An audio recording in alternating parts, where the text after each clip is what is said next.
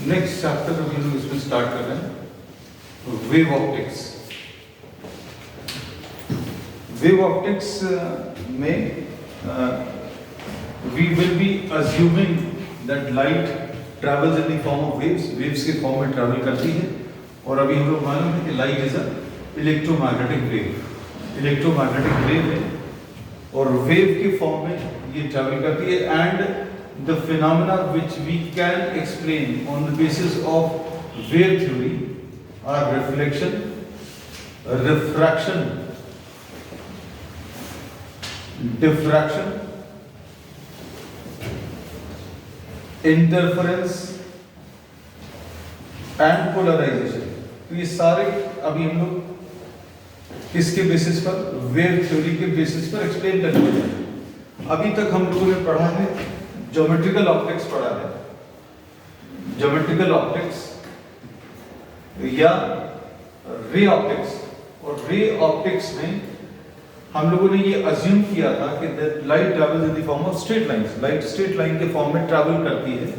और इसके बेसिस पर अभी हम लोगों ने रिफ्लेक्शन और रिफ्रैक्शन समझा दिया था, reflection and refraction. But we could not explain interference and diffraction and polarisation. ये जो तीन फिनोमेना हैं, ये अभी हम लोगों को इनको एक्सप्लेन करने के लिए we have to go on to this theory that light travels in the form of waves. तो फिर बात आती है किस चीज़ की कि भाई एक्चुअल में लाइट कैसा अभी हम लोग अज्यूम कर सकते हैं। तो अभी हम लोग कहते हैं कि जब भी dimensions of the obstacles or the dimensions of the objects which are coming across the path of the light rays are very small, जब भी path of the light rays में जो objects आ रहे हैं वो अगर बहुत छोटे हैं, मतलब objects का size अगर comparable to wavelength of light है, ऑफ लाइट है, तो ये रे ऑप्टिक्स वाला पार्ट काम नहीं करेगा। जैसे अभी हम लोग कहते हैं डिफ्रैक्शन और interference, these are the two phenomena which will be observed only when the dimensions of the objects involved are very very small. बहुत छोटे ऑब्जेक्ट्स या बहुत छोटी स्लिट या बहुत छोटी ओपनिंग्स के थ्रू अगर लाइट को आप पास करेंगे तो ये डिफ्रैक्शन और इसका इंटरफेरेंस का फिनोमेना होगा। तो size of the obstacles or the dimensions of the obstacles or the objects which we are coming across are very small, then we say that comparable to, very small का मतलब क्या है, comparable to wavelength of light, then we have to use the wave theory। और ray optics के basis पर अभी हमने ये समझा दिया था, वेव ऑप्टिक्स में अभी ये सब कुछ समझाने वाले हैं आगे। अब इसमें थोड़ा सा आज हम लोग पहले हिस्ट्री के बारे में पढ़ेंगे थोड़ा सा, क्योंकि इस पर भी एक और 1 मार्क का क्वेश्चन मिला है। So will be discussing this in detail. कहानी जैसे ही सुनना है और वैसा थोड़ा सा याद रखना है, exact dates are not to be remembered, ठीक है। तो सबसे पहले एक साइंटिस्ट थे जिन्होंने लाइट के बारे में बोला था, और इन्होंने जो है 1637 में सबसे पहले बोला था कि light travels in the form of corpuscles. Corpuscles मतलब छोटे पार्टिकल्स जैसे ट्रैवल कर रही है और इनको ट्रैवल करने के लिए एक मीडियम की जरूरत होती है, ऐसा कुछ बोला।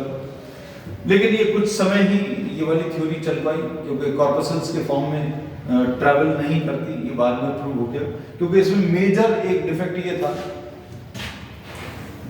क्या कि when light enters from one medium to another medium, अगर लाइट किसी एक मीडियम से, सपोज रेयर मीडियम से डेंसर मीडियम में अगर जाती है, as we know, as we studied in refraction in 10th class also, कि लाइट जब रेयर मीडियम से डेंसर मीडियम में अगर जाएगी तो what will happen, it will bend towards the normal।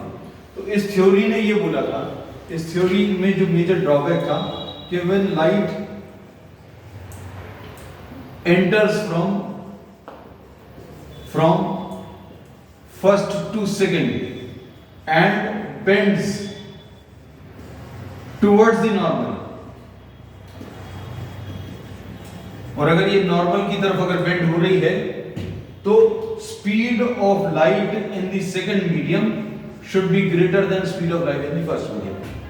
ऐसा इस थ्योरी का प्रेडिक्शन था, जबकि हम लोगों को एक्चुअल में मालूम है, अब ये बात प्रूव हो चुकी है कि when light enters from rare medium into denser medium, then what happens to the speed of light, the speed of light decreases. लेकिन इस थ्योरी का ड्रॉबैक ये था, और इन्होंने इसको कैसा प्रेजेंट किया था, इन्होंने ऐसा प्रेजेंट किया था when light enters from one medium into another medium, अगर लाइट किसी एक मीडियम से दूसरे मीडियम में अगर जा रही है, and if this is bending towards the normal, दो चीजें बोली, लाइट एक मीडियम से दूसरे मीडियम में जा रही है and this is bending towards the normal, then the speed of light in the second medium should be, the speed of light in the second medium should be greater than speed of light in the first medium. लेकिन ऐसा नहीं होता, हम लोग मालूम है ये बात गलत है, ये आगे जाकर प्रूव भी होगी। फिर उसके बाद जो है कॉर्पस्कुलर थ्योरी बहुत ज्यादा नहीं चल पाई, इसलिए भी बहुत डिटेल में ये थ्योरी क्या है इसके बेसिस पर नहीं जा रहे, लेकिन हाँ इन्होंने सक्सेसफुली रिफ्लेक्शन और रिफ्रैक्शन समझा दिया था। रिफ्लेक्शन एंड रिफ्रैक्शन ये दो चीजें बता दी थी, बाकी सब फिनोमेना नहीं एक्सप्लेन कर पाए। फिर नेक्स्ट इसके बाद थ्योरी आई हाइजीन,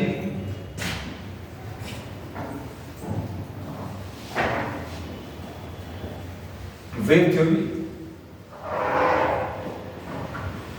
और इसमें light was assumed to be travelling in the form of waves. Light जो है वेव्स के फॉर्म में ट्रैवल करती है, ऐसा इन्होंने कहा। एग्जैक्ट इलेक्ट्रोमैग्नेटिक नेचर ये क्लियर नहीं था, लेकिन इन्होंने ऐसा बोल दिया कि लाइट जो है वेव्स के फॉर्म में ट्रैवल कर रही है, लाइट वेव्स के वेव फॉर्म में ट्रैवल कर रही है। और इन्होंने उस समय पर रिफ्लेक्शन एंड रिफ्रैक्शन दोनों चीजें अपनी इस थ्योरी के बेसिस पर समझा दी, रिफ्लेक्शन भी समझा दिया और रिफ्रैक्शन भी समझा दिया, और इन्होंने फिर अपनी इस थ्योरी के बेसिस पर प्रेडिक्ट किया। क्या प्रेडिक्ट किया कि लाइट अगर किसी एक मीडियम से दूसरे मीडियम में अगर जा रही है, light this is moves from first to second, when light moves from first to second and it bends towards the normal, it bends towards the normal, अगर ये नॉर्मल की तरफ बेंड हो रही है,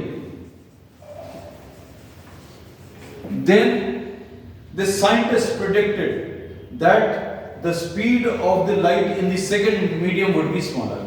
इसने ये चीज प्रेडिक्ट करी कि V2 should be smaller than V1, और क्लियरली ये वाली जो थ्योरी है इस थ्योरी के अगेंस्ट जाती है, लेकिन टाइम ने ये चीज प्रूव कर दिया कि हाइजीन की जो ये वेव थ्योरी थी वो ज्यादा सही थी। लेकिन इसमें अभी भी ये ड्रॉबैक था कि मीडियम किस मीडियम के थ्रू ट्रैवल कर रही है ये नहीं बता पाए थे, या मीडियम की जरूरत है कि नहीं ये भी नहीं बता पाए, लेकिन ये इसका ड्रॉबैक था।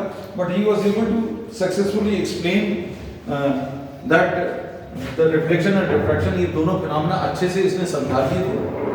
फिर उसने इस थ्योरी को भी गलत कह दिया था, क्या कि लाइट अगर किसी एक मीडियम से दूसरे मीडियम में जा रही है and if this is bending towards the normal, light रे नॉर्मल की तरफ कब बेंड होती है, लाइट रे नॉर्मल की तरफ बेंड कब होती है, when light enters from rare medium to denser medium. तो इसमें अभी हम लोग कहते हैं कि when light enters from rarer medium to denser medium, it bends towards the normal. What can we say about the speed of the light in the denser medium? What can we say about the speed of the light in the second medium? The speed of the light should be smaller.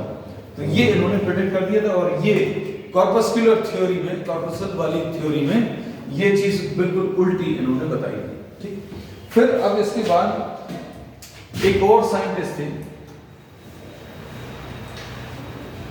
फोकाल्ट, इसका pronunciation थोड़ा सा अलग है, but we are not going into the literature class, तो अभी हम pronunciation पर नहीं जा रहे।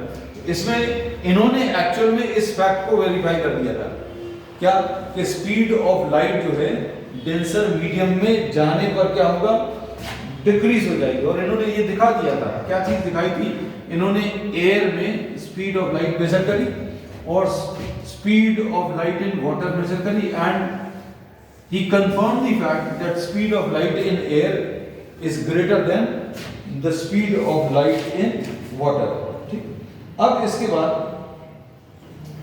नेक्स्ट आया यंग्स का। ये सारी कहानी ऐसी है। तो सबसे पहला क्या था इनका, इस थ्योरी में इन्होंने क्या बोला था, इस थ्योरी में इन्होंने बोला था that light is travelling in the form of corpuscles, corpuscles के फॉर्म में ट्रैवल करती है। लेकिन ये बहुत ज्यादा नहीं चली और ये फेल हो गई क्योंकि ये मीडियम के बारे में नहीं होती। तो मेन ड्रॉबैक इसका क्या था, when light travels from rarer to denser medium, then in the denser medium the speed of light should increase, speed of light increase होना चाहिए। तो ये एक फेलियर था। फिर इसके बाद आया हाइजेंस थ्योरी। हाइजेंस थ्योरी में क्या था, हाइजेंस थ्योरी में इन्होंने बोला कि light is travelling in the form of waves. Waves कैसी है ये सब कुछ नहीं बताया, लेकिन उन्होंने रिफ्लेक्शन रिफ्रैक्शन वगैरह सब समझा दिया और इस फैक्ट को बिल्कुल पलट दिया। क्या पलट दिया कि लाइट अगर रेयर मीडियम से डेंसर मीडियम में जाएगी, अगर एक मीडियम से दूसरे मीडियम में अगर जाएगी, and if this is bending towards the normal, then the speed of light in the second medium should decrease. तो ये वाली चीज इन्होंने बोल दी कि सेकंड मीडियम में स्पीड कम होनी चाहिए। और हमें मालूम है, since we studied everything now and this is revision class, we know that speed of light in the denser medium is found to be smaller. ये रेयर मीडियम और ये डेंसर मीडियम आ गया और इस फैक्ट को इन्होंने फोकार्ट ने वेरीफाई कर दिया। फिर उसके बाद आया यंग्स एक्सपेरिमेंट, और यंग्स एक्सपेरिमेंट में इंटरफेरेंस वाला जो एक्सपेरिमेंट है उसने ये चीज वेरीफाई कर दिया कि light in fact is a wave, क्योंकि ये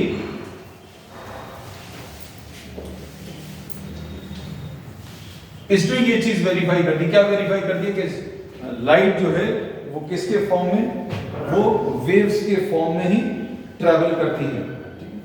और फिर लोगों ने इन पर भी सवाल उठाया कि भाई ये अगर वेव के फॉर्म में ट्रैवल करती है तो इसका जो वेव नेचर है वो दिखना चाहिए। अगर कोई चीज वेव जैसी है, अच्छा सुना, कोई चीज अगर वेव जैसी है तो वेव ही नेचर दिखना चाहिए। उस समय पर जब इन्होंने ये काम किया था, ये 1801 में अप्रॉक्सिमेटली, हो सकता है हम गलत हो, ये चीज वेरीफाई कर रहे हैं।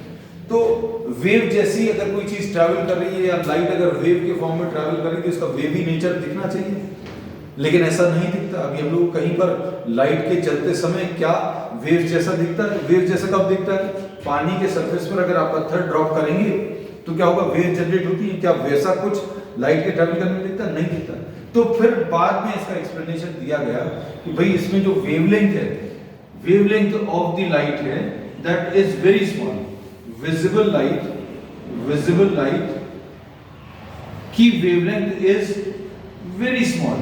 तो ये चीज जस्टिफाई हो गई कि भाई यंग ने जो कहा था, वेरीफाई किया था कि लाइट जो है वेव के फॉर्म में ट्रैवल कर रही है। तो बेसिकली दो साइंटिस्ट अभी हम लोग कहते हैं रिस्पॉन्सिबल हैं। कौन? एक तो कौन सा, हाइजेंस, और दूसरा यंग्स एक्सपेरिमेंट में जो प्रूव हुआ कि light travels in the form of waves. Young's experiment क्या है ये अभी हम लोग डिटेल में इसी चैप्टर में आगे पढ़ने वाले हैं। फिर उसके बाद फाइनली इसमें आया किसका, अब इन सब थ्योरीज में एक ड्रॉबैक अभी भी रह गया था।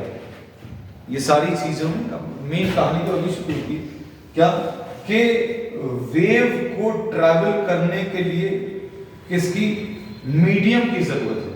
तो nobody was able to explain the movement of waves, या ये लाइट कैसे ट्रैवल कर रही है अगर ये वेव है। कहने लगे हमने यंग्स की भी बात मान ली, हाइजेंस वेव थ्योरी भी मान ली, सब कुछ मान लिया, बट व्हाट हैपेंस, उस समय तक ये क्लियर नहीं था कि लाइट जो है इलेक्ट्रोमैग्नेटिक वेव है। तो सभी लोग पहले यही सोचते थे अगर वेव है तो किसकी जरूरत पड़ेगी, कहने लगे एक मीडियम की जरूरत पड़ेगी। A medium is required, but nobody was able to explain this fact कि भाई इसमें मीडियम की जरूरत क्यों नहीं पड़ती। फिर उसके बाद आए फाइनली कौन, मैक्सवेल। तो आज अभी शुरू में अभी हम लोग कहेंगे this is simply just like a story, history जैसा, क्योंकि इस पर बेस्ड कुछ क्वेश्चंस कभी कभी आए, बहुत रेयरली आए, लेकिन उसके लिए प्रिपेयर्ड रहेंगे। मैक्सवेल ने अपनी इक्वेशंस प्रेजेंट की, अपनी थ्योरी प्रेजेंट करी और उसके बेसिस पर अपनी जो इसने इक्वेशंस प्रेजेंट करी थी उनके सॉल्यूशन से उसने ये प्रेडिक्ट किया। क्या चीज प्रेडिक्ट करी? Electromagnetic waves. और इलेक्ट्रोमैग्नेटिक वेव्स की इसने स्पीड भी निकाल के बता दी। और ये जो स्पीड आई है that was found to be very close to the measured value। इसके पहले तक जो जिन लोगों ने वैल्यू स्पीड ऑफ लाइट की मेजर करी थी वो लगभग उतनी ही आई। मतलब मैक्सवेल ने अपनी कुछ इक्वेशन थी, इक्वेशन से उसने इलेक्ट्रोमैग्नेटिक वेव्स प्रेडिक्ट करी और उसने एक स्पीड कैलकुलेट करके बताई। कैलकुलेट, ध्यान रखना, उसने स्पीड ऑफ लाइट कैलकुलेट करके बताई, speed of electromagnetic waves, and in fact this is found to have a value 1/μ0ε0। लेकिन ये अभी हम लोग इस चैप्टर में याद रखने की अभी जरूरत नहीं है।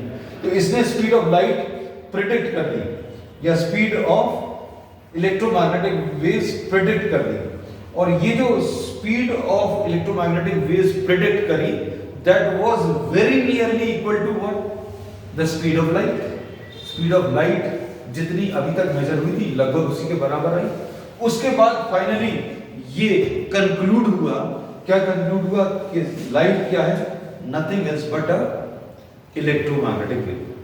हम लोगों ने इसी लाइन से ये आज की क्लास शुरू की कि लाइट क्या है? एक इलेक्ट्रोमैग्नेटिक वेव है।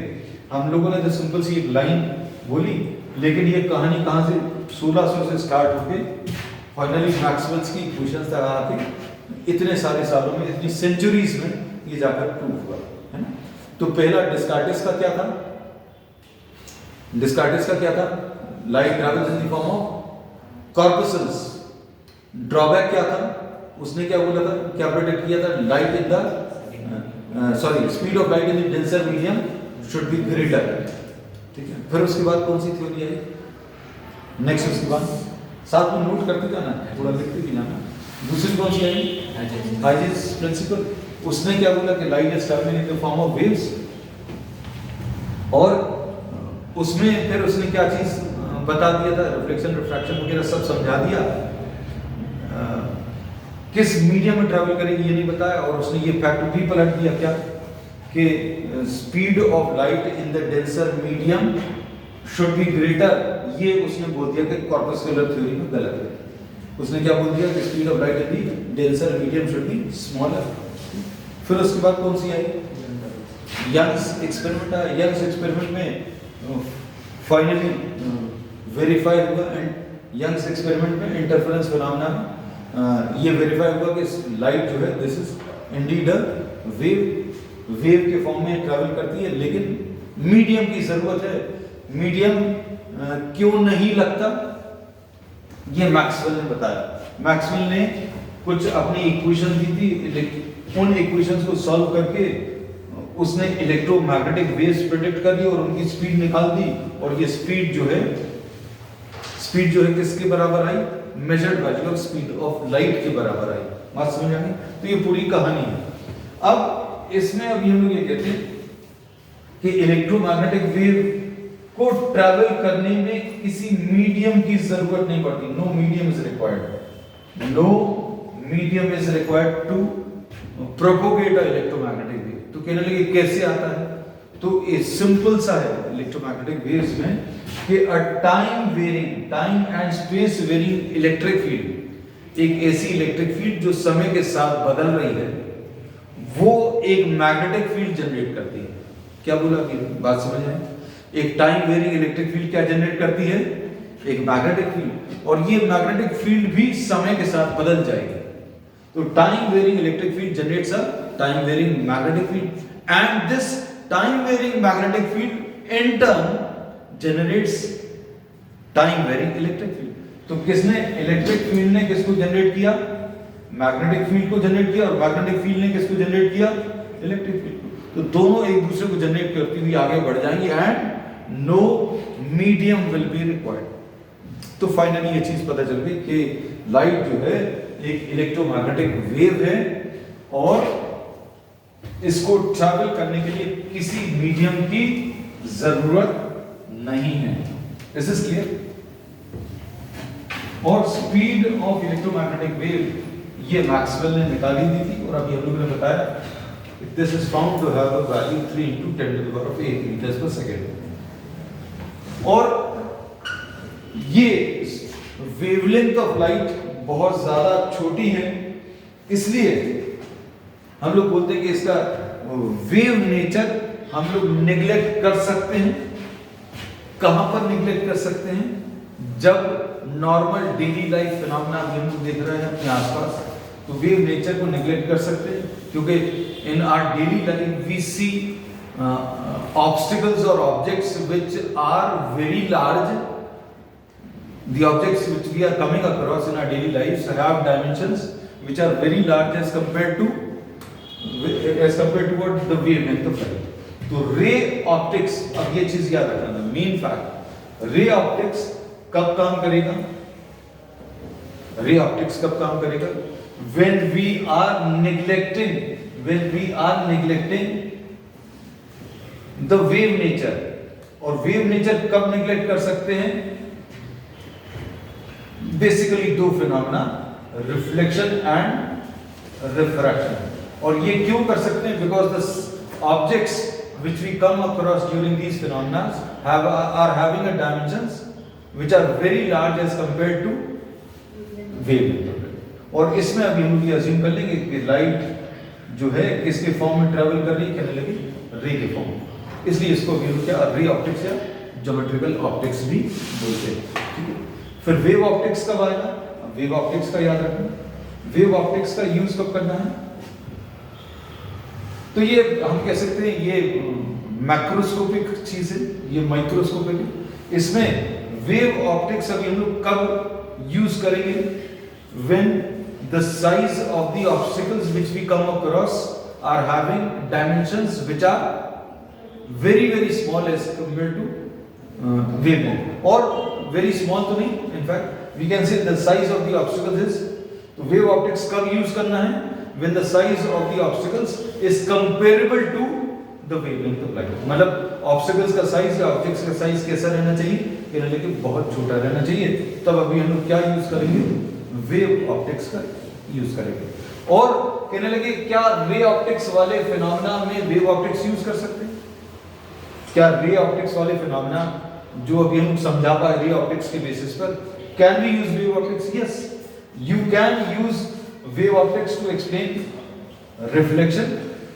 रिफ्लेक्शन समझा सकते, रिफ्रैक्शन भी समझा सकते हो, लेकिन वेव ऑप्टिक्स के फिनोमेना को एक्सप्लेन करने के लिए रे ऑप्टिक्स यूज हो सकता है क्या? नहीं। तो अब इसमें कौन सा चलेंगे? इंटरफेरेंस अभी हम लोग नहीं समझा पाएंगे रे ऑप्टिक्स की मदद से, और डिफ्रैक्शन भी अभी हम लोग नहीं समझा पाएंगे। This is clear? चलो अब इसके बाद नेक्स्ट टॉपिक, अब भी इन टॉपिक्स पर आ जाते हैं हम लोग आज के।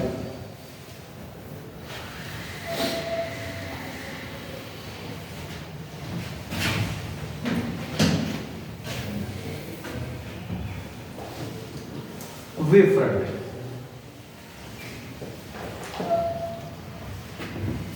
तो वेव फ्रंट क्या है? It is the collection of all the points which are in the same phase of vibration। बहुत सिंपल सा स्टेटमेंट है, लेकिन समझाने में थोड़ा सा समय लगेगा। collection of all the points, collection of all points which are in the same phase of vibration, है ना? इसको थोड़ा सा इलाबोरेट करके बताएंगे। same phase of vibration। जैसे suppose for example, since we are, हम लोगों को इस पर्टिकुलर चैप्टर में थोड़ी सी दिक्कत इसलिए जाती है क्योंकि we have not seen the phenomena related to wave optics. हम लोग नहीं देख पाए हैं, देख नहीं पाते। इंटरफेरेंस और डिफ्रैक्शन से रिलेटेड फिनोमेना अभी हम लोगों ने डेली लाइफ में तो नहीं देखते, इसलिए इसका वेव नेचर अभी हम लोग समझने में थोड़ी सी दिक्कत आती है। So we will be comparing the light waves to the waves which we have already seen. हम लोगों ने बहुत आसानी से कौन सी वाली वेव्स देखी? वाटर सरफेस पर बनने वाली वेव्स। तो वाटर सरफेस पर वेव्स कैसे जनरेट करते हैं? मान लीजिए एक कोई वाटर बॉडी है, वो परफेक्टली स्टिल है, रुका हुआ पानी है, आप उसमें अगर एक स्टोन ड्रॉप करोगे तो सर्कुलर शेप की रिंग्स या वेव्स ट्रैवल करेंगी, तो energy will be travelling in outward direction, ऐसा कुछ एनर्जी ट्रैवल करेगी outward direction, and you will get some beautiful rings all around the source. जहां पर भी आपने पत्थर गिराया था उसके चारों तरफ आपको सर्कुलर जैसे शेप्स दिखते हैं, और किसी भी एक समय पर अगर आप पिक्चर खींचेंगे, then all the points which are lying on any particular sphere, sorry, any particular circle will be in same phase of vibration. Same phase of vibration मतलब पानी जब रुका हुआ था उसके कंपैरिजन में अगर आप इस वाले पार्टिकल को देखो, अच्छा सुनना, आपने एक पिक्चर खींची, स्टोन ड्रॉप करके आपने पिक्चर खींची, पिक्चर खींचने पर आपको सर्कुलर शेप्स दिखे, और किसी एक सर्कल पर आपने कोई एक पॉइंट लिया, suppose this is one particular point, and if you try to observe this point, then suppose this point is having a displacement of 10 centimetre in upward direction. अगर इस पार्टिकल का डिस्प्लेसमेंट ऊपर की तरफ 10 सेंटीमीटर है, then all the particles which are lying on this circle will be having same type of displacement. बात समझे? All the particles which are lying on this circle will be having same type of displacement, and same displacement रहेगा और same direction. Same direction का मतलब ये है कि मान लीजिए इस पार्टिकल का जब हमने एक स्टिल स्नैप लिया या एक पिक्चर ली, तब अभी हम लोग ने पिक्चर ले ली, लेकिन पिक्चर लेने के बाद क्या वो रुका रहेगा? नहीं, वो तो मूव कर रहा होगा। तो सपोज इसका जिस समय पर पिक्चर ली उस समय पर डिस्प्लेसमेंट 10 सेंटीमीटर है नॉर्मल पोजीशन से ऊपर की तरफ, और उस समय पर जब पिक्चर ली तब वो पार्टिकल और ऊपर जा रहा था, या वो पार्टिकल सपोज नीचे आ रहा था। हमने बोला इस पार्टिकल का डिस्प्लेसमेंट 10 सेंटीमीटर है, ऊपर की तरफ है, नॉर्मल पोजीशन से ऊपर की तरफ है, और इसके अगले ही पल अगर हम देखें तो ये पार्टिकल नीचे जा रहा है। तो इसमें जितने भी पार्टिकल्स होंगे वो सारे के सारे कितना डिस्प्लेसमेंट लिए होंगे? कह लेंगे 10 सेंटीमीटर डिस्प्लेसमेंट होगा नॉर्मल पोजीशन से। नॉर्मल पोजीशन से सबका डिस्प्लेसमेंट कितना होगा? 10 सेंटीमीटर। और अगले ही पल वो सारे पार्टिकल्स क्या कर रहे होंगे? नीचे की तरफ आ रहे होंगे। So what will happen? The displacement will be decreasing. तो अब हम लोग इसमें ये बोलते हैं कि इसमें वेव फ्रंट की खासियत क्या है? वेव फ्रंट, ये एक सर्कुलर वेव फ्रंट है। इसमें वेव फ्रंट में all the points are at the same distance from the source। ये बड़ा इंपॉर्टेंट है, जो जनरली लोग स्पेसिफाई नहीं करते। all the points are at the same distance from the source, पहली चीज। दूसरी चीज, सेम डिस्प्लेसमेंट होगा, और तीसरी चीज सेम डायरेक्शन ऑफ मूवमेंट होगा। मतलब सारे पार्टिकल जो हैं वेव फ्रंट के ऊपर सेम डायरेक्शन में मूव कर रहे होंगे। तो these will be the three characteristics of a wave front। ठीक, अब इसमें नेक्स्ट इसके बेसिस पर अब हम लोग जो लेंगे, इसके बेसिस पर अब हम लोग लेंगे नेक्स्ट टॉपिक है types of wave front. Types of wave front में सबसे पहला टाइप है, द फर्स्ट टाइप,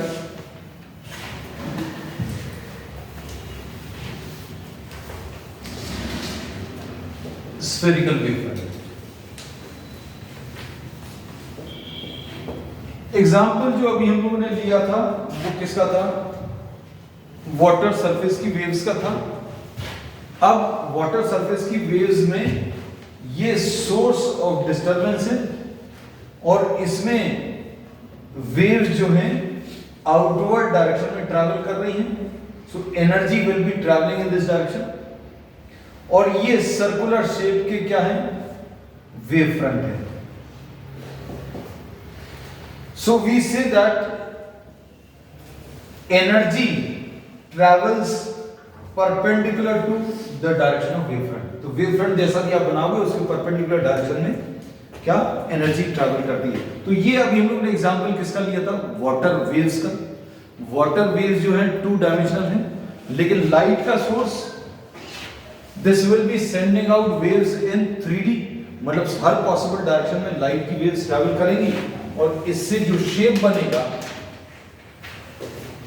वो कैसा, स्फेरिकल। तो स्फेरिकल वेव फ्रंट कब जनरेट होते हैं, स्फेरिकल वेव फ्रंट कब जनरेट होते हैं, स्फेरिकल वेव फ्रंट जनरेट होते हैं for a point source, for a point source of light, for a point source of light we say that wavefront will be circular in shape. Rays, अगर हम इस light source को ले लें तो raise ऐसी कुछ आती हैं, तो ये याद रखना, light rays are always, rays are always perpendicular to the wavefront. Light rays are always traveling perpendicular to the wavefront. तो spherical wavefront कब बनता है, ये याद रखना. Spherical wavefront कब बनता है,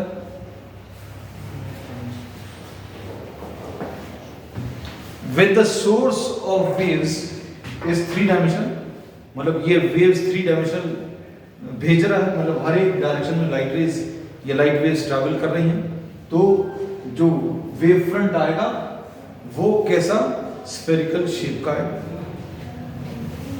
और फिर इसके बाद है plane wave front. Plane wave front कब बनेगा, a very small part of a very large spherical wavefront. अगर आप बहुत बड़े स्फीयर का अगर एक छोटा सा पार्ट रिमूव कर लोगे, जैसे फुटबॉल में अभी हम लोग कहते हैं, फुटबॉल में अगर आप छोटा सा एरिया ले लो तो उस एरिया को आप कैसा मान सकते हैं, प्लेन जैसा मान सकते हैं. So a very small part, a very small part of a very large spherical wavefront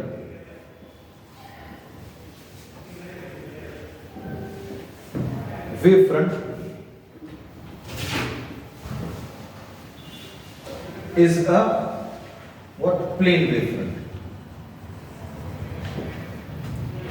बहुत बड़े स्फीयर का एक छोटा सा पार्ट, उसको हम लोग प्लेन वेवफ्रंट मान सकते हैं.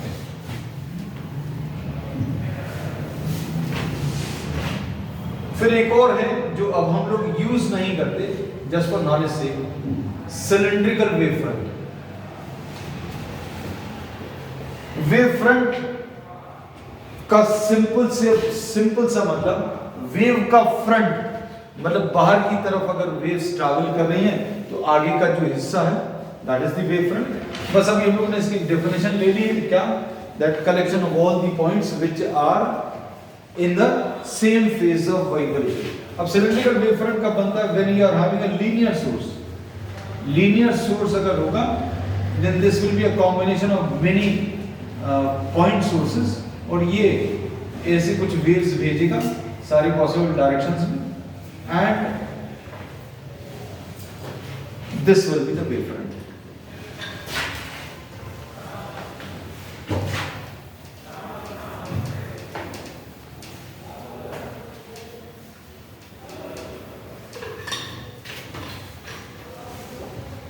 अब इसमें वेव फ्रंट का एक बहुत अच्छा एग्जाम्पल जो हम लोग आगे भी यूज करेंगे, सोल्जर्स के मार्च पास्ट में, सपोज सोल्जर्स जो हैं 3 रोज के फॉर्मेशन में अगर मार्च कर रहे हैं, तो ये अभी हम लोग कह सकते हैं this can be considered as what, a plane wave front.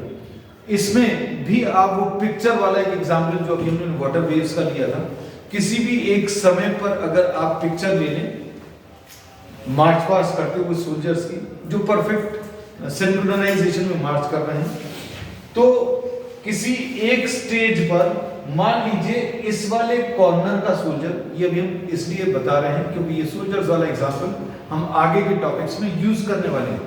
तो अभी हम लोगों ने इसलिए ये बोला कि सपोज ये कॉर्नर वाला जो सोल्जर है उस पिक्चर में मार्च पास्ट के दौरान, suppose if you are taking a picture, अगर आपने स्नैप खींचा और इसका जो राइट पैर है, the right foot is 10 centimetre above the ground, 10 centimetre above the ground,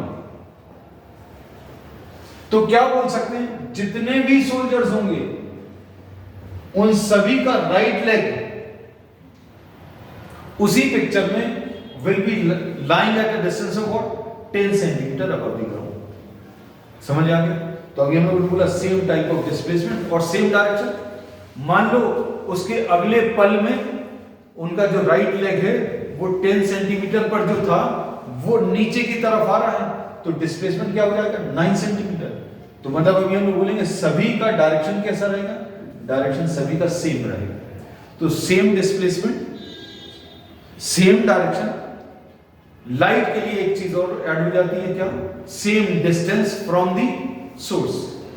तीन चीजें बोलते हैं, तीन चीजें क्या बोलते हैं कि हम लोग वेव फ्रंट में, याद रखना वेव फ्रंट में क्या तीन चीजें बोलते हैं। सबसे पहली चीज सेम डिस्प्लेसमेंट, दूसरा same direction of motion of all the particles. सारे पार्टिकल्स, अगर कोई एक पार्टिकल अगर जिस समय पर डिस्प्लेसमेंट मेजर किया है वो पार्टिकल अगर नीचे जा रहा है तो सारे पार्टिकल्स नीचे जाएंगे। तीसरी चीज क्या बोलेंगे, same distance from the source.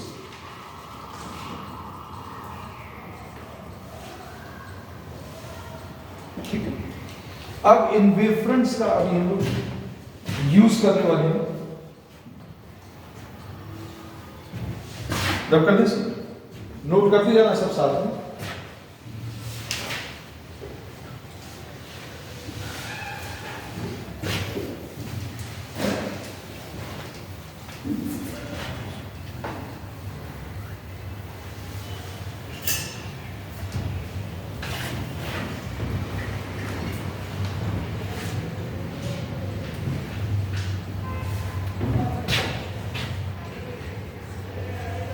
The Huygens principle,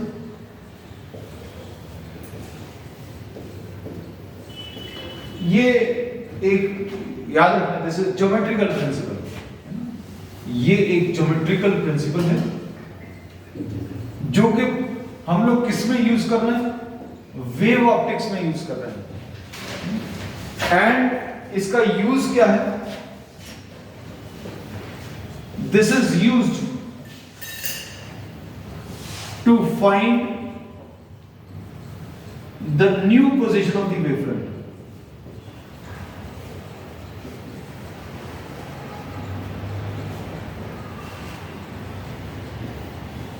इसका अभी हम लोग क्या यूज करने वाले हैं, to find the new position of the wavefront. इसका मतलब क्या है, कोई ओल्ड पोजीशन दी रहेगी, यस, गिवन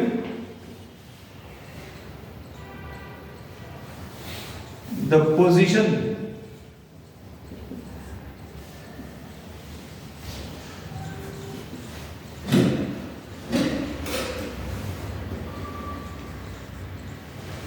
इनिशियली जो है आपको position of the wave front दिया है, आपको नई पोजीशन निकालनी है, उसके लिए हम लोग इस प्रिंसिपल का यूज करेंगे। अभी ये देखने में ऐसा लगेगा कि कितने सिंपल से बात, ध्यान से सुनना और समझना। अगर कोई वेव फ्रंट का शेप ऐसा दिया है t = 0 पर, t = 0 पर, तो अब ये तुम लोगों को ये बात तो समझ में आती होगी, you can understand very well that the point source is lying somewhere here, और आपको कोई बोले कि new position of the wave front बताना है, तो कहने लगे new position of the wave front ये लो, ऐसा कुछ आ जाएगा। क्यों? क्योंकि अभी हम क्या बोलेंगे, the wave fronts will be travelling parallel to itself. ये वेव फ्रंट जो है अगर एक ही मीडियम में ट्रैवल कर रहे हैं तो पुरानी पोजीशन के पैरेलल आएंगे। यहां से वेव फ्रंट अगर ये दिया है कम रेडियस का है, ये वाला वेव फ्रंट ज्यादा रेडियस का है, और थोड़े समय बाद चाहिए तो ऐसा कुछ आ जाएगा। लेकिन इसको बड़ा ही कॉम्प्लिकेटेड तरीके से इस प्रिंसिपल में बताया गया है। फिर अभी हम लोगों के मन में एक क्वेश्चन आएगा कि सिंपल से प्रिंसिपल को कॉम्प्लिकेटेड फॉर्म में क्यों बताया है। तो पहले अभी हम प्रिंसिपल को समझ लें, फिर अभी हम इसको आगे भी एक्सप्लेन करेंगे कि क्यों इसको इतना कॉम्प्लेक्स फॉर्म में प्रेजेंट किया गया है। तो इस प्रिंसिपल के हिसाब से suppose this is the wave front, this is the wave front at t is equal to 0. This is the shape of the wave front. And speed of the wave. अब इसमें अभी हम लोग लिख दे रहे हैं given the shape and location of the wave front. Wave front at t is equal to 0. t is equal to 0 पर आपको लोकेशन भी दिया और शेप भी दिया और आपको करना क्या है,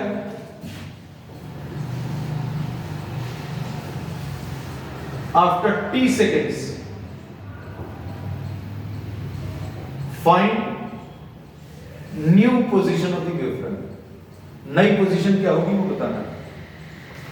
तो अब ये थ्योरी क्या बोलती है, ये थ्योरी ये बोलती है that each point on this wave front will become a source of new disturbance sending out waves in all possible directions.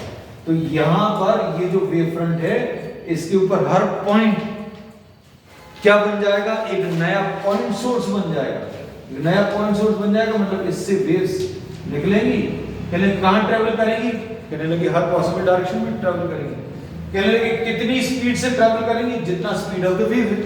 Speed of the wave, suppose the speed of the wave is given,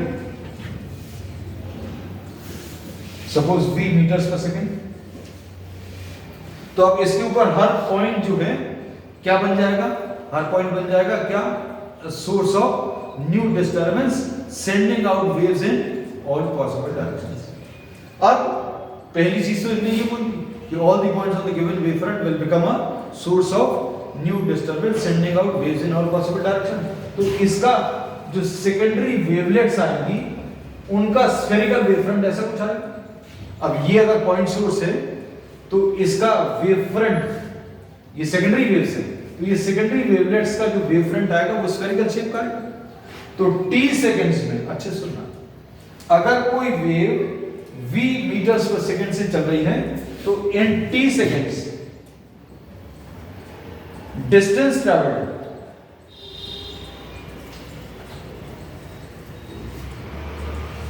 by the waves कितना आ जाएगा, v into T. Distance travel कितना आ जाएगा, v into T.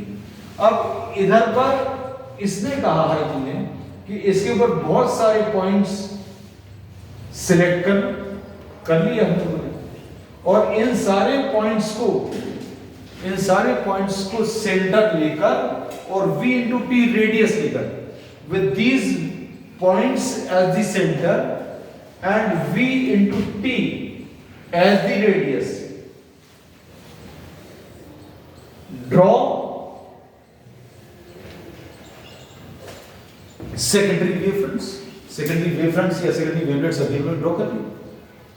फिर इनको cover करने वाला जो फॉरवर्ड एनवलप है या टेंजेंट जो इन सभी को टच करता हुआ आ रहा है फॉरवर्ड डायरेक्शन में, this will give you the new position of the wave front. So CD is the new position of the wave front.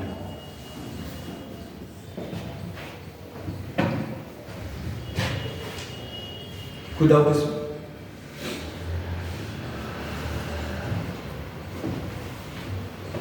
अब इसमें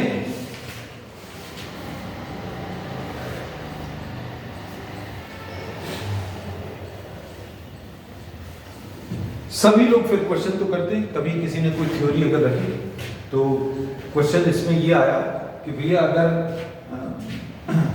हमें एनवलप ही लेना है या टेंजेंट अगर लेना है तो ये वाला क्यों नहीं, new position of the wave front ये क्यों नहीं आएगा? तो उसने एक सिंपल सा एक आर्गुमेंट दिया जो अभी हम लोग बोलते हैं कि बड़ा उस समय पर अजीब सा था, लेकिन आगे के समय में टाइम ने वो प्रूव किया, थ्योरीज डेवलप हुई और वो आर्गुमेंट जो है that was found to be true. उसने बोला जो सेकेंडरी वेवलेट्स का एम्पलीट्यूड है फॉरवर्ड डायरेक्शन, क्या बोला? सेकेंडरी वेवलेट्स का amplitude in the forward direction is found to be maximum. Forward direction में मैक्सिमम होता है और बैकवर्ड डायरेक्शन में ये जीरो होता है। तो पीछे की तरफ जो है अभी हम लोग बोलेंगे इसका कोई इफेक्ट नहीं आएगा, सिंपल वर्ड्स में ऐसा कह सकते हैं, ठीक है। तो अब अगर हम लोग सम अप करने की कोशिश करें हाइजीन्स वेव थ्योरी, ये रब करते हैं सब कुछ।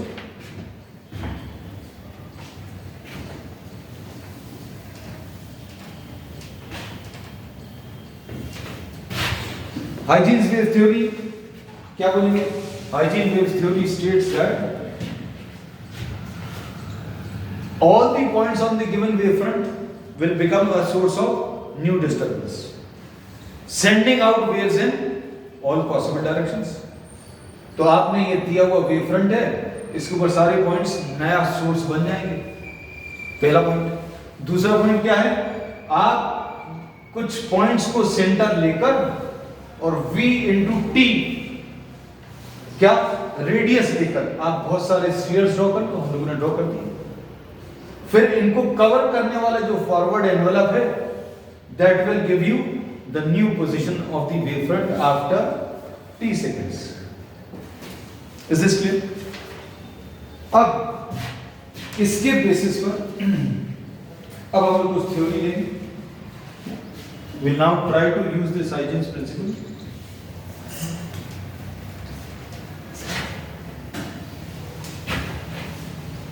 अब देखो अच्छे सुनना, हाइजीन्स वेव थ्योरी जो है हम लोग किसके लिए यूज करने वाले हैं? New position of the wave front निकालने के लिए। अगर ये एक पोजीशन दी है, आपको नई पोजीशन अगर बतानी है तो बहुत सारे पॉइंट्स की जरूरत है क्या? अभी हम लोग बोलेंगे एक थोड़ा सा शेप देखकर आपको डिसाइड हो जाएगा कि भाई शेप इसका स्फेरिकल आने वाला है। अब हम लोगों ने इसमें बोला कि अगर आपको इधर से जो वेव चल रही है उसकी लोकेशन पता चल जाए, यहां पर है, दूसरे की लोकेशन नहीं पता, तो क्या करो? कह लगे इतनी रेडियस लेकर, क्योंकि मीडियम चेंज नहीं हो रहा, आप इतनी रेडियस लेकर आप एक स्फीयर ड्रॉ कर दो। अब इधर से चलने वाली वेव की पोजीशन मालूम है, इधर से चलने वाली वेव की पोजीशन स्फीयर पर है, कह लगे दोनों को ज्वाइन कर दो। कैसे ज्वाइन कर दो? टेंजेंट की मदद से। This will give you what? The new position of the wave front. अगर आपको दो पॉइंट से काम चलाना है, या फिर मान लो इसकी लोकेशन भी अगर नहीं दी तो यहां पर भी अभी हम लोग क्या करना पड़ेगा? एक स्फीयर ड्रॉ करना पड़ेगा। तो सिर्फ दो पॉइंट से अभी हम लोग काम चला सकते हैं to find the new position of the wave front. तो अगर आपको अच्छे सुनना, अगर ये कोई एक प्लेन वेव फ्रंट दिया है और new position of the wave front अगर आपको बताना है तो आपको इधर से चलने वाली वेव कहां पर पहुंच रही है वो पता होना चाहिए, और दूसरी वाली वेव कहां पर पहुंच रही है ये पता होना चाहिए। अगर नहीं पता तो क्या करोगे? चलिए स्फीयर ड्रॉ कर लो। कहलेंगे इधर से चलने वाली वेव कितना डिस्टेंस ट्रैवल करेगी? कहले v into t। और इधर से चलने वाली वेव अगर किसी और मीडियम में चल रही है तो वहां पर हम लोग स्फीयर ड्रॉ करेंगे कैसा? v dash into t। बस समझ आए? फिर दोनों स्फीयर्स को कवर करने वाला जो एनवेलप आएगा that will give you the new position of the wave front. ये अब हम लोग इसमें आगे यूज करने वाले हैं, है ना? यूज जब करेंगे तो बहुत ज्यादा अच्छे से क्लियर हो जाएगा।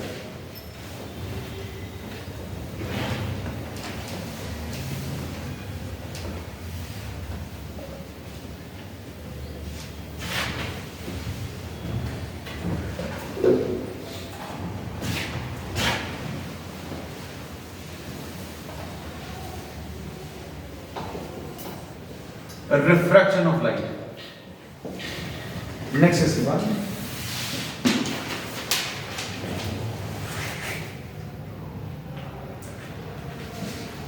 अब रिफ्रैक्शन ऑफ लाइट में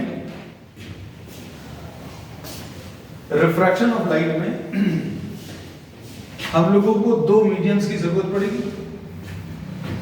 suppose this is the boundary of two different mediums. ये फर्स्ट मीडियम है और ये सेकंड मीडियम है. And this one is the rare medium and this one is the denser medium. हम लोगों को ये चीज मालूम है क्या, दैट स्पीड ऑफ लाइट कहां पर कम कहां पर ज्यादा होती है.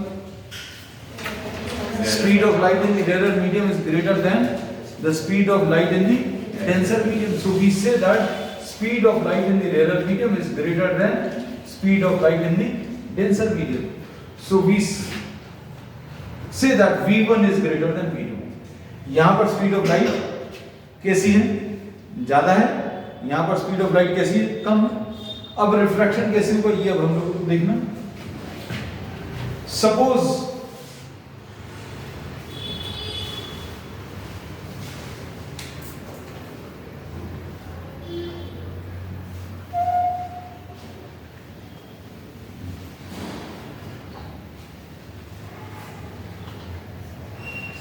This is incident plane wavefront. ये प्लेन वेवफ्रंट है. प्लेन वेवफ्रंट को आप उसी एग्जांपल से याद रखना कि सोल्जर्स मार्च करते हुए आ रहे हैं. अच्छे देखना, just try to understand. Soldiers are marching across and coming to A B. A B तक तो सारे सेम स्पीड से आ रहे हैं क्योंकि मीडियम वन है. This is a very good surface. अच्छा सा सरफेस है. मेटल रोड है ना. मेटल रोड मतलब जिस पर कंक्रीटिंग वगैरह की हुई है. ये एक अच्छा सरफेस है. यहां पर ये मिट्टी या पत्थर वाला सरफेस है. यहां पर स्पीड सोल्जर्स की कैसी होने वाली है, कम होने वाली है. इमेजिन करना क्योंकि बहुत सारी चीजें इसमें इमेजिनेशन से आ जाएंगी. So this is a plane wavefront. Plane wavefront है मतलब सोल्जर्स मार्च करते हुए ऐसे कुछ आ रहे हैं. Will be rubbing this part. अब what happens to the rays or the waves, ये perpendicularly travel करती हैं. तो इसका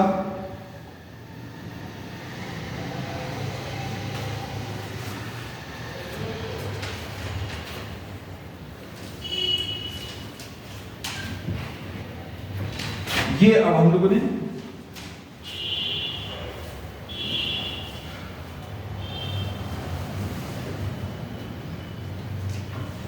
ये light raise properly and this AB is the incident wavefront. यहां पर लिखे रहे क्योंकि हो सकता है इधर डायग्राम का कुछ हिस्सा आ जाए.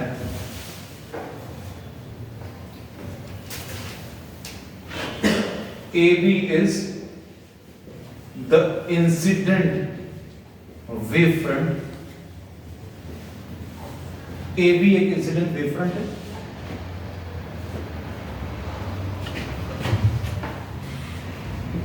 The wave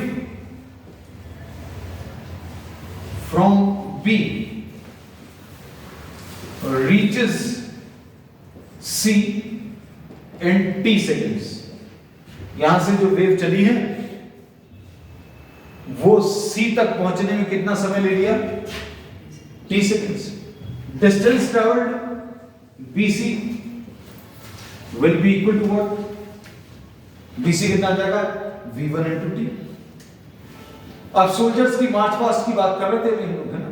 तो ये वाला सोल्जर तो अभी भी अच्छे सरफेस पर चल रहा है, लेकिन इधर वाला क्या होगा, इसको अब खराब वाला सरफेस मिल गया. ये अच्छे सरफेस से कहां एंटर कर गया, खराब वाले सरफेस में. इसकी लोकेशन तो पता है, इसकी लोकेशन और पता चल जाए. तो अब हम लोगों ने बोला distance travelled bye, distance travelled by the wave from A is V2 into T. इधर से जो वेव चलेगी, इधर से जो सोल्जर चलेगा, वो कितना डिस्टेंस ट्रैवल करेगा, V2 into T. अब कौन सा वाला डिस्टेंस ज्यादा होगा इसमें बताओ, V1t और V2t, ये दो डिस्टेंसेस लिखे, कौन सा वाला डिस्टेंस ज्यादा होगा? V1t ज्यादा होगा कि V2t? इस वाले मीडियम ज्यादा होगा। कौन सा वाला डिस्टेंस ज्यादा होगा? हमने बता ही दिया था कि ये वाला सरफेस कैसा है, बहुत अच्छी रोड है, और ये खराब सरफेस है, मिट्टी है, गीली मिट्टी है, पत्थर है, तो स्पीड कहां पर ज्यादा होगी? इधर ज्यादा होगी। तो ये V1t जो है ज्यादा होगा किससे? V2t। तो कहने लगे B से जो वेव चली वो C तक पहुंच गई, इसकी लोकेशन नहीं मालूम। तो हाई जी ने यही मदद करी थी हमारी, क्या कहले इसकी लोकेशन नहीं मालूम, तो आप क्या करो, कहले स्फीयर बना लो। तो स्फीयर बना लिया, कितनी रेडियस का? तो हम लोग इसमें लिखते हैं draw a sphere with A as center and radius कितना? Radius V2t। अब आप क्या करोगे, एक क्या ड्रॉ करोगे? स्फीयर ड्रॉ करोगे। लेकिन ये स्फीयर ड्रॉ करते समय ये ध्यान रखना, सुनना अच्छे से और समझना। अब आप जब V2 इंटू T को रेडियस लेकर जब आप स्फीयर ड्रॉ करोगे तो ये इससे कम रहना चाहिए।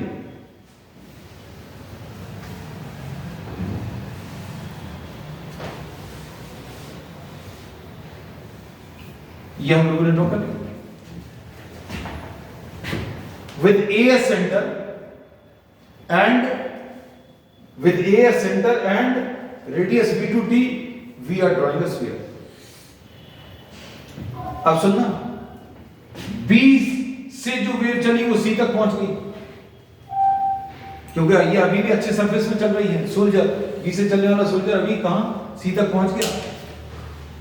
इसकी लोकेशन क्या लगी? स्फीयर के ऊपर। इसकी लोकेशन C पर है, इस वाले की लोकेशन कहां पर है? स्फीयर के ऊपर। दोनों को ज्वाइन कर दो। तो ज्वाइन करने का तरीका क्या है? ज्वाइन करने का तरीका क्या है? आप टेंजेंट ड्रॉ कर लो। ये हम लोगों ने ड्रॉ कर लिया।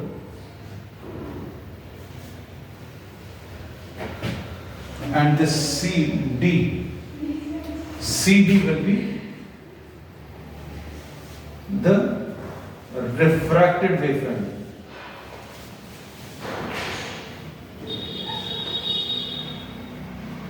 CD is the refracted wavefront। अब लाइट रेस कैसी बनाओगे? कहने लगे इसके परपेंडिकुलर बनाओगे। तुम लोग परपेंडिकुलर में ये बना दिया, इसके परपेंडिकुलर ये बना दिया।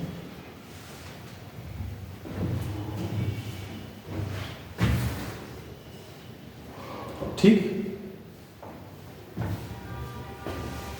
अब अच्छे से सुनना, इंसिडेंट वेवफ्रंट का इस बाउंड्री के साथ एंगल, 1 और 2 की बाउंड्री के साथ जो एंगल है वो एंगल ऑफ इंसिडेंस है, और रिफ्रैक्टेड रे का इस बाउंड्री के साथ जो एंगल वो एंगल ऑफ रिफ्रैक्शन मार्क करते हैं। तो इंसिडेंट वेवफ्रंट का बाउंड्री के साथ एंगल आई, और रिफ्रैक्टेड वेवफ्रंट का बाउंड्री के साथ एंगल के साथ। अब हम लोग I और R में रिलेशन कैलकुलेट करेंगे।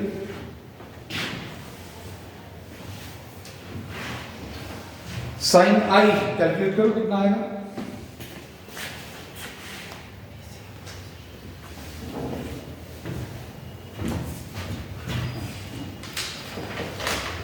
Sine I, this will be perpendicular upon hypotenuse. लिखकर बताओ क्या आएगा?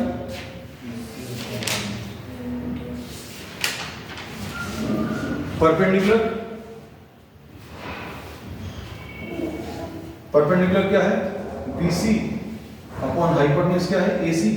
तो साइन I की वैल्यू कितनी आ जाएगी? V1t upon AC। Sign R कितना आ जाएगा?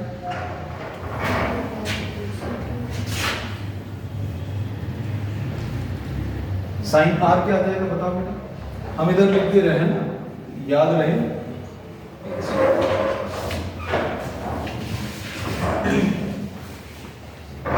अब अपॉन क्या, AC, और साइन आई अपॉन साइन आर क्या आ जाएगा, V1t by AC and V2t by AC। इसमें AC कट जाएगा, तो sine I upon sine are is equal to V1 upon V2। ऐसा लिख सकते हैं।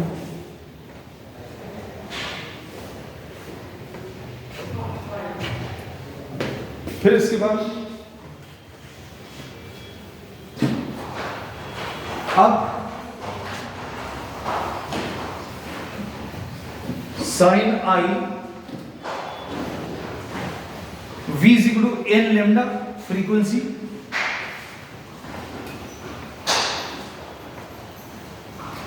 साइन आर, तो relationship sine I upon sine are is equal to V1 upon V2 हो गया, और ये लेमडा 1 अपॉन लेमडा 2 भी होता है, ऐसा भी लिख सकते हैं।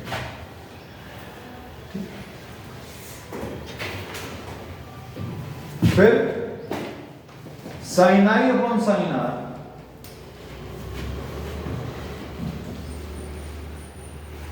V1 अपॉन VA, ये देखो V1 लिखा हुआ है,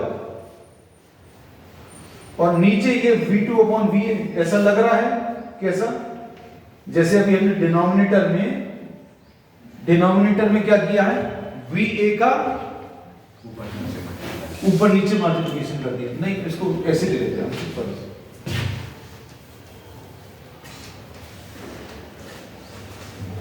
VA अपॉन V2 ऐसा ले लिया।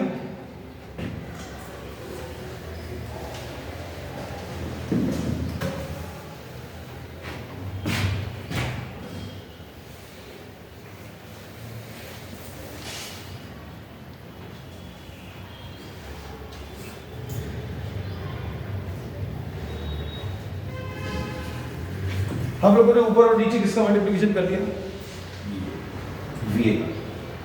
ये VA क्या है, speed of light in air, speed of light in air upon speed of light in second medium. ये क्या बन जाएगा, हम लोग मालूम है relation, speed of light in air upon speed of light in second medium, VA upon V2 ऐसा लिखा। नीचे क्या लिखना है, नीचे इसमें VA अपॉन V1 ऐसा लिख दिया, ठीक है। अब इसके बाद ये क्या चीज है, ये N2 है, और ये क्या N1 है। तो sine I upon sine are is equal to N2 upon N1, और इसी को हम लोग क्या लिख लेते हैं, refractive index of second with respect to first. So this is the proof of the Snell's law when light is traveling from rarer to denser medium. अब इसमें ये टॉपिक जो अभी हमने लिया था रिफ्रैक्शन ऑफ लाइट, इसमें light was travelling from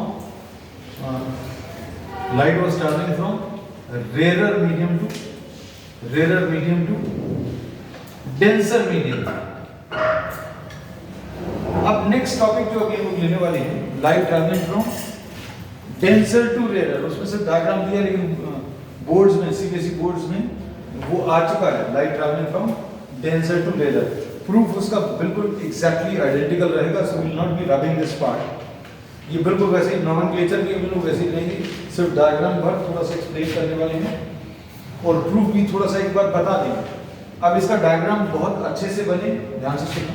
rare से डेंसर मीडियम में, ध्यान से सुनना, ये सोल्जर्स मार्च करते समय ऐसे आ रहे हैं, और इसमें जब ये खराब सरफेस पर एंटर करेंगे तो क्या होगा, इनका डायरेक्शन चेंज हो जाएगा। सिंपल सी चीज है, जब ये ऐसे मार्च करते हुए आ रहे हैं, खराब सरफेस पर आएंगे तो क्या होगा, अपने आप इनका डायरेक्शन ऐसा कुछ चेंज हो जाएगा। और प्रॉपर डायग्राम ड्रॉ करने के लिए आप ये याद रखना, रेयर से डेंसर मीडियम में अगर आपको ऐसा बेंड करना है तो ये वाला एंगल थोड़ा ज्यादा लेना, आई थोड़ा सा ज्यादा ड्रॉ करिएगा। मतलब अगर आपने ये प्लेन वेवफ्रंट अगर ऐसा कुछ अगर ले लिया होता तो आपको डायग्राम ड्रॉ करने में थोड़ी सी दिक्कत जाती है ना। अब दूसरा वाला, लाइट ट्रैवलिंग फ्रॉम, सेकंड इसका light travelling from denser to rare medium.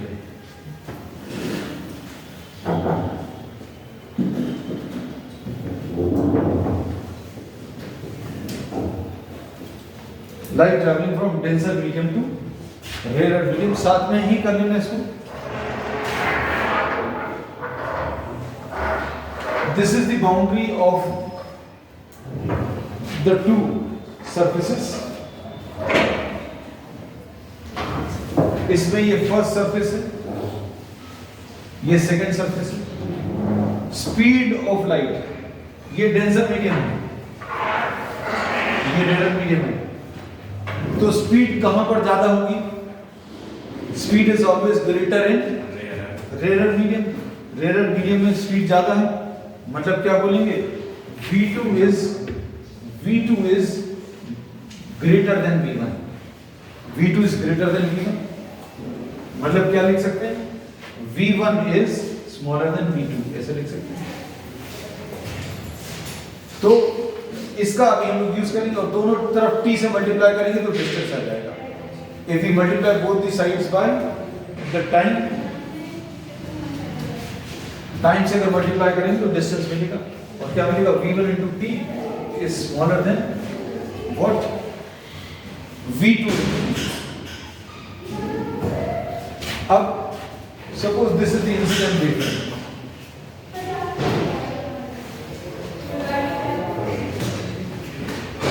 ये एक इंसिडेंट वेवफ्रंट है।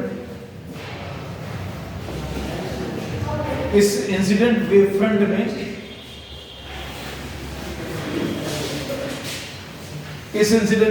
में लाइट रेज ऐसी कुछ ट्रैवल कर रही है। अब ये याद रखना कि आप इसका एंगल कम लेना, अगर ये कहां से कहां? डेंसर मीडियम से रेयर मीडियम में ट्रैवल कर रही है।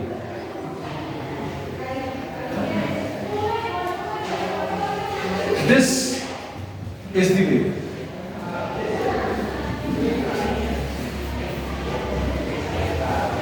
This is the plane wavefront।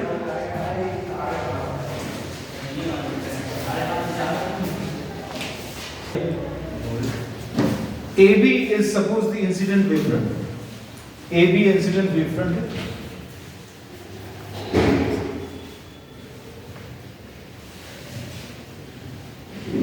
अब इसमें जस्ट ऑपोजिट दिया हुआ है। जस्ट ऑपोजिट कैसा? कि यहां वाला सरफेस जो है ये खराब वाला सरफेस है, ये खराब वाला सरफेस है, यहां वाला ये बहुत अच्छा सरफेस है, यहां का सरफेस बहुत ज्यादा अच्छा है। तो अब हम लोगों ने इसमें बोला कि जो वेव B से C तक T सेकेंड्स में पहुंची, ये कितना डिस्टेंस ट्रैवल करेगी? यानी कि V1 into T। इसने कितना डिस्टेंस ट्रैवल किया? अब ये खराब सरफेस था। अब ये वाला सोल्जर्स की मार्चिंग का ही अगर आप देखें तो ये वाला सोल्जर अभी खराब सरफेस पर चल रहा है, लेकिन इसको क्या हुआ? यहां वाले जो सोल्जर्स है they have started moving on a good surface. यहां पर ये बहुत अच्छा सरफेस है, यहां पर स्पीड जो है पहले से ज्यादा है। तो अब t सेकंड्स बाद ये वाली वेव कहां तक पहुंच गई? ये वाली वेव कहां तक पहुंच गई? C तक पहुंच गई। ये वाली वेव कहने लगे इसका डिस्टेंस तो मालूम है, कहने लगे कितना डिस्टेंस है? तो कहने लगे इसका डिस्टेंस है v2 into t। इधर वाली वेव का डिस्टेंस कितना है? v2 into t, जो ज्यादा है। v2 into t अगर ज्यादा है तो अभी हम लोगों को इसका डिस्टेंस तो मालूम है, लोकेशन नहीं मालूम। तो हाइजीन्स प्रिंसिपल क्या बोलता है कि आप इस पॉइंट को सेंटर लेकर और कितनी radius? v2 into delta t radius लेकर आप एक स्फीयर ड्रॉ कर लो।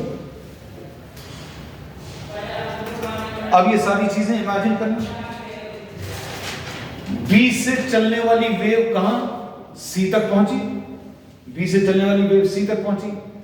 ए से चलने वाली वेव कहां पर पहुंची? स्फीयर पर। इस स्फीयर की रेडियस ज्यादा क्यों ली है बताओ? क्योंकि यहां से जो वेव गई है वो किसके अंदर गई है? रेयर मीडियम, तो वहां पर स्पीड ज्यादा होगी। तो अब बी से चलने वाली वेव सी तक पहुंची, ए से चलने वाली वेव इस स्फीयर पर पहुंची, तो फाइनली वेव फ्रंट कहां पर मिलेगा? आप टाइम ड्रॉ कर लो।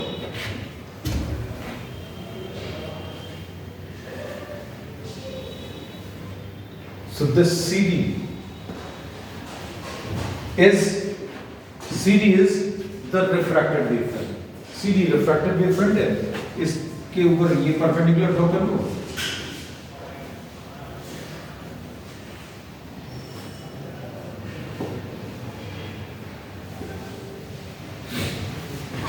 इस इंसिडेंट वेवफ्रंट का इस बाउंड्री के साथ एंगल I है और रिफ्रैक्टेड वेवफ्रंट का एंगल कितना? R है। So AB is the incident wavefront. Wave from B, अब देखना सारी चीजें, wave from B reaches C in t seconds, तो BC की value V1 into t। Distance traveled by the wave from A से जो वेव चल रही है उसका डिस्टेंस ट्रेवल कितना आ जाएगा? V2 into t। Draw a sphere with A as center and radius V2 into t। तो ये बाकी पूरा प्रूफ जो है एग्जैक्टली आइडेंटिकल है। तो sin I upon sin R will be equal to what? N2 divided by N1, या इससे फाइनली जो रिलेशन लिख सकते हैं sin I into N1 is equal to sin R into N2। तो प्रूफ एग्जैक्टली आइडेंटिकल है। इससे इंपॉर्टेंट क्या चीज है इसकी? ये डायग्राम।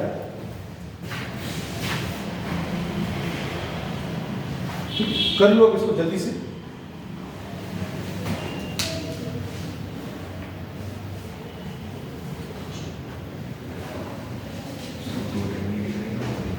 जल्दी कंप्लीट करो इसको जल्दी। नेक्स्ट टॉपिक इसमें है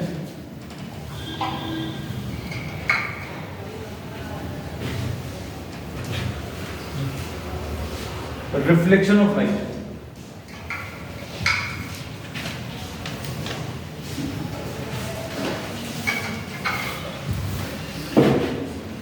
नेक्स्ट टॉपिक इज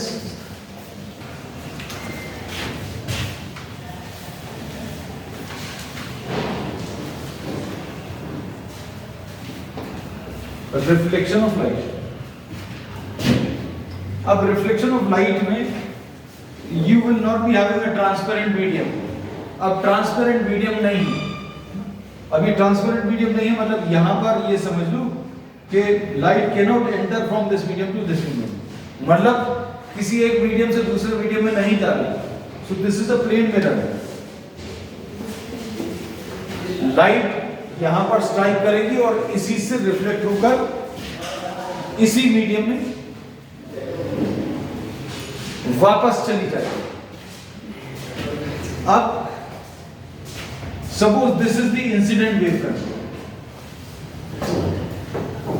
ये इंसिडेंट वेवफ्रंट है। अब इस इंसिडेंट वेवफ्रंट को फिर से वैसा ही इमेजिन करो, कैसा सोल्जर्स मार्च करते हुए आ रहे हैं, सोल्जर्स मार्च करते हुए ऐसे आ रहे हैं और यहां पर वॉल है। वॉल अगर है तो क्या होगा? तो ये यहां से टकराने के बाद मीडियम तो चेंज होगा ना, क्या होगा? They will change their direction. यहां वॉल से टकराने के बाद they will change their direction. अब डायरेक्शन कैसे चेंज होगा ये हम इसमें बताएं। इसके परपेंडिकुलर अब ये लोग क्या,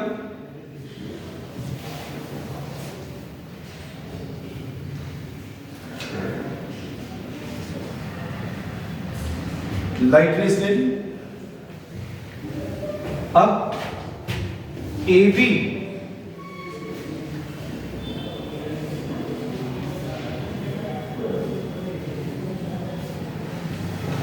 is the incident wavefront. Waves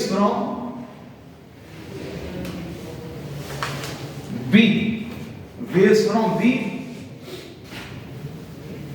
reach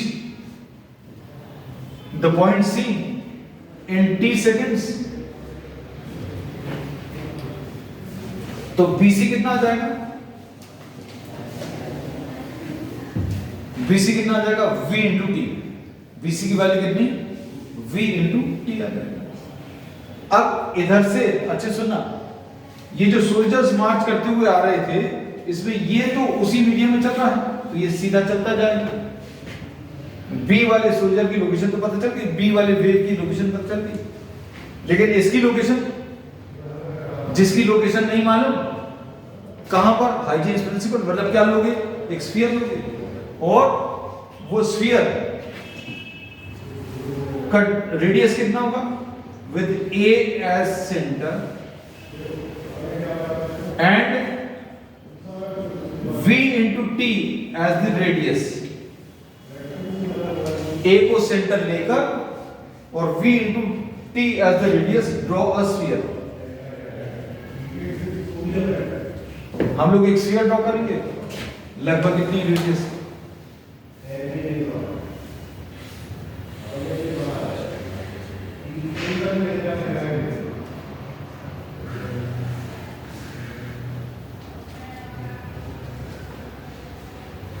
ऐसा कुछ आता है?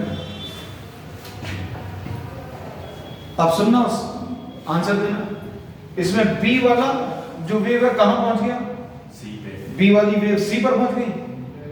ए वाली वेव को चूंकि बाउंड्री मिल गई, इसकी लोकेशन नहीं मालूम, जिसकी नहीं मालूम कहां पर, पहले बी वाली वेव सी पर पहुंच गई, ए वाली वेव कहां पहुंची? स्फीयर पर। तो बी वाली वेव सी पर और ए वाली स्फीयर पर, तो स्फीयर से ज्वाइन कर दो। ज्वाइन करने का तरीका क्या है? आप टेंजेंट ड्रॉ करो। सो CD will be the reflected wavefront। ये CD reflected wavefront आ जाएगा, और ये वेव्स आ जाएंगे। अब इसमें देखो, लॉज ऑफ रिफ्लेक्शन अगर प्रूव करना है तो कैसे प्रूव करेंगे? BC डिस्टेंस कितना है? BC वाला डिस्टेंस देखो जरा, हम हाईलाइट कर दें कैसे। ये BC डिस्टेंस कितना है? v इंटू टी, क्योंकि P से चलने वाली वेव C तक कितने समय में पहुंची? T सेकेंड्स में पहुंची, तो v इंटू टी आ गया। अब AC AD कितना आएगा? AD तो रेडियस है, तो AD भी v इंटू टी आ जाएगा। तो ये दोनों डिस्टेंसेस इक्वल आ गए। कौन कौन से? BC will be equal to AD। फिर इसके बाद AC इक्वल टू AC आ जाएगा, कॉमन साइड। ये दो ट्रायंगल्स, एक ये वाला और एक ये वाला, ABC और ABD, ABC और ABD दो ट्रायंगल्स में AC कॉमन साइड है, और angle B is equal to angle D आ जाएगा। क्यों? Each is 90 degrees. ठीक, अब इसमें क्या बोल सकते हैं? कौन कौन से triangles? Triangle BCA will be congruent to triangle DAC।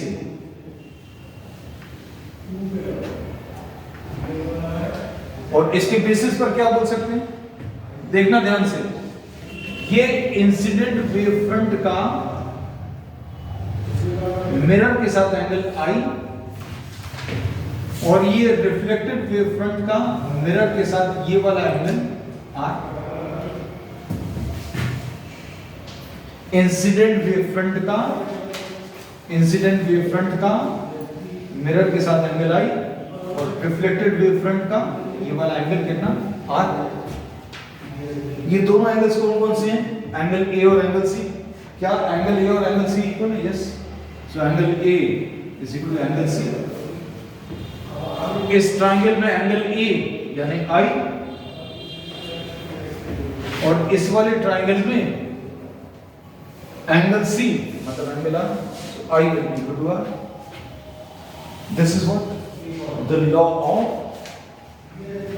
reflection, the reflection of light. अब इसमें नेक्स्ट टॉपिक है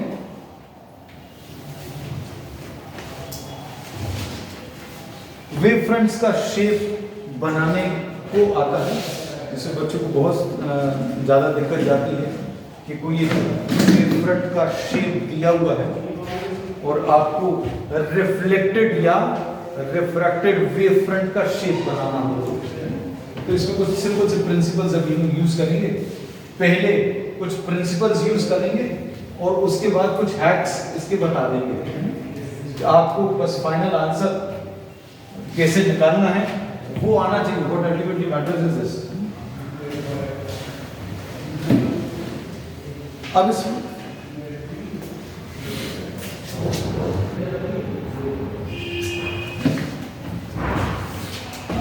अब इसमें suppose for example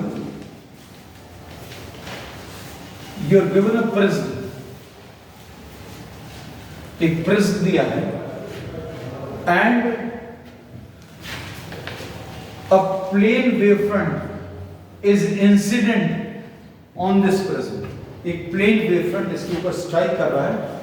What will be the shape and the location of the refracted wavefront after passing through the prism? इससे निकलने के बाद अब हम इसमें क्वेश्चन जैसा लिख रहे हैं, given the incident wavefront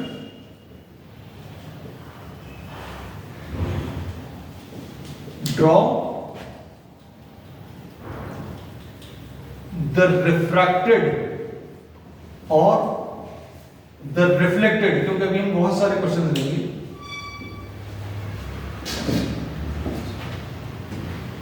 ये बनाना। अब हम लोगों को ये चीज तो मालूम है कि light rays always travel perpendicular to the wavefront. Light rays कैसी ट्रेवल करती हैं? Perpendicular to the wavefront travel करती हैं।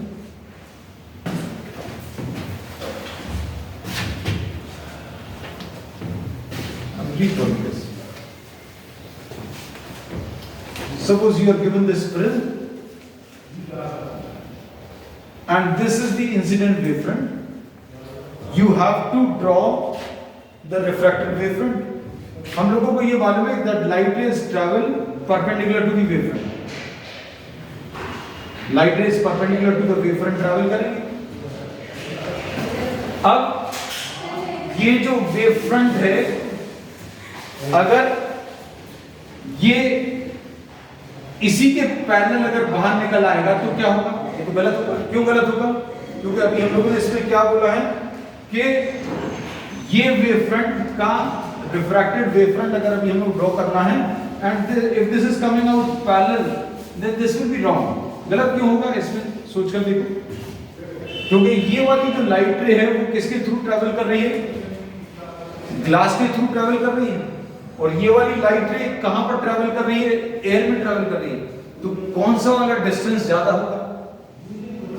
कौन सा वाला डिस्टेंस? ग्लास का ज्यादा होगा। स्पीड कम होगी। स्पीड ग्लास में स्पीड कम होगी, डिस्टेंस भी कम होगा। ये डिस्टेंस कम होगा, ये वाला डिस्टेंस ज्यादा होगा।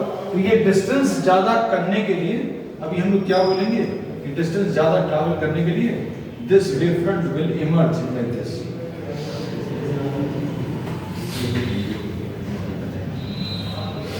So this will be the refracted wavefront. तो अगर ये इंसिडेंट वेवफ्रंट है तो ये रिफ्रैक्टेड वेवफ्रंट है। जितने समय में इसने ग्लास में इतना डिस्टेंस ट्रैवल किया है उतने ही समय में एयर में इसने पहले से ज्यादा डिस्टेंस ट्रैवल किया है। अब जैसे सपोज फॉर एग्जांपल आपको ये सारी चीजें प्रिंसिपल्स अप्लाई करने नहीं आती तो क्या करेंगे एग्जामिनेशन में? अब हम लोग ये बोलते हैं कि आपको अगर इंसिडेंट वेवफ्रंट दिया है तो हम लोगों को ये तो मालूम है कि light ray always travels perpendicular to the wavefront. Light ray कैसी ट्रेवल करती है? Perpendicular to the wavefront. What will happen to this wavefront? ये रफ में करके देखेगा। What will happen to this light ray? Light ray instead of going straight will bend towards the normal. ये normal की तरफ bend हो जाएगी, normal की तरफ बेंड होगी। फिर यहां पर क्या होगा?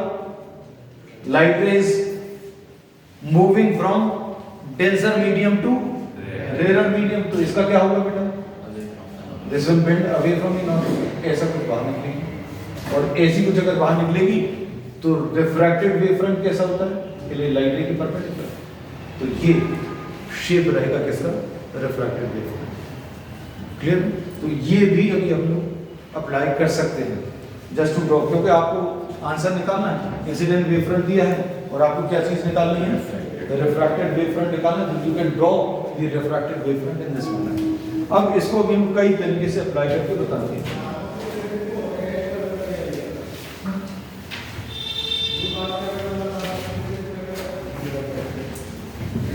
सपोज ये कॉन्वेक्स लेंस दिया है and this is a plane wave front. इसमें रिफ्रैक्टेड वेव फ्रंट बताना है, तो रिफ्रैक्टेड वेव फ्रंट बताने के लिए we can not think in terms of wave front. If you are not able to think, then the simple hack is what? आप simple trick is draw the light rays. ये light rays draw कर लो। What will happen to this light rays? Light rays parallel to the principal axis. After refraction, what will happen? These will converge at a point which will be the focus. ये focus रहेगा। और wave front कैसा travel करता है? Wave front always travels कैसा travel करता है? जल्दी बोलो। Perpendicular to the rays. Perpendicular to the rays अगर travel करेगा मतलब ये ऐसा कुछ आने वाला है।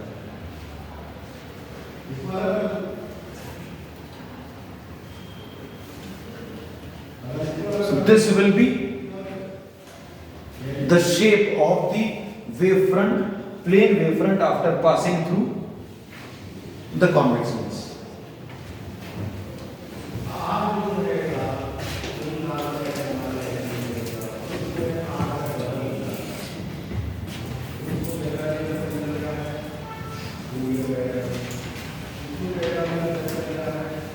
सपोज इसमें इंसिडेंट वेव फ्रंट जो है कैसे कुछ दिया है, this is the incident wave front and you have to find out the shape of the refracted wave front. क्या ट्रिक यूज करेंगे? ये लाइट रेज कैसी आ रही होंगी? Light rays travel perpendicular to the wave front, perpendicular to the wave front travel करती है। मतलब ये एक स्फीयर जैसा है। You can consider this to be a part of a sphere. इसका सेंटर यहां कहीं पर आएगा, तो लाइट रेज ऐसी कुछ आ रही है। लाइट रेज कैसी ट्रैवल करती है? Perpendicular to the wave front. What happens to these light rays? Light rays अगर कॉन्वेक्स लेंस पर अगर गिर रही हैं from a point, then these will become parallel to the principal axis. So what will be the shape of the wavefront? Wavefront will be plane. Plane wavefront.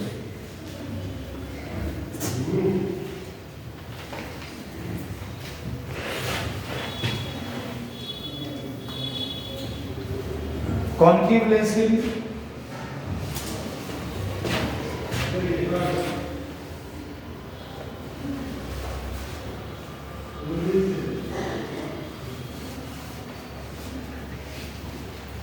Concave lens के लिए अगर ये incident wave front है तो what will be the shape? Trick क्या है? आप light raise बना लो। हम वेव फ्रंट के टर्म्स में नहीं सोच पा रहे, तो क्या तरीका है? आप light rays are always perpendicular to the wave front. What will happen to these light rays? Diverge. These will diverge. Definitely, these will diverge. ये डाइवर्ज होगी। ये अगर डाइवर्ज हो रही हैं मतलब कहां से आ रही हैं, ऐसा लगेगा यहां कहीं से आ रही हैं। मतलब हमें क्या ड्रॉ करना है, एक स्फीयर ड्रॉ करना है जो इनके परपेंडिकुलर होगा, इनके परपेंडिकुलर, मतलब इनके परपेंडिकुलर ये ऐसा। So this will be the shape of the refracted wavefront.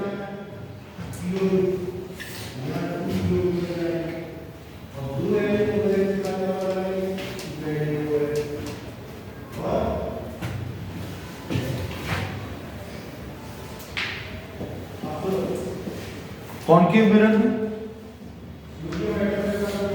Concave mirror में अगर ये इंसिडेंट वेव फ्रंट है तो शेप कैसा लगेगा बताओ, what will be the shape.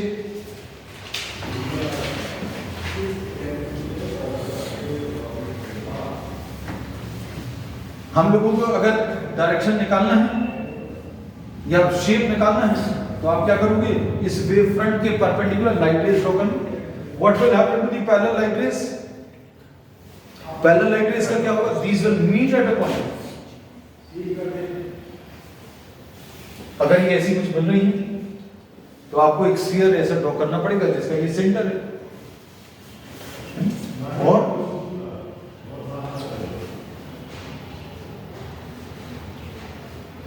this will be the shape of the refracted wave.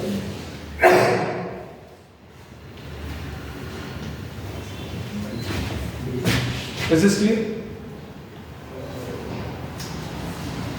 So this very nearly concludes today's class. We'll continue tomorrow.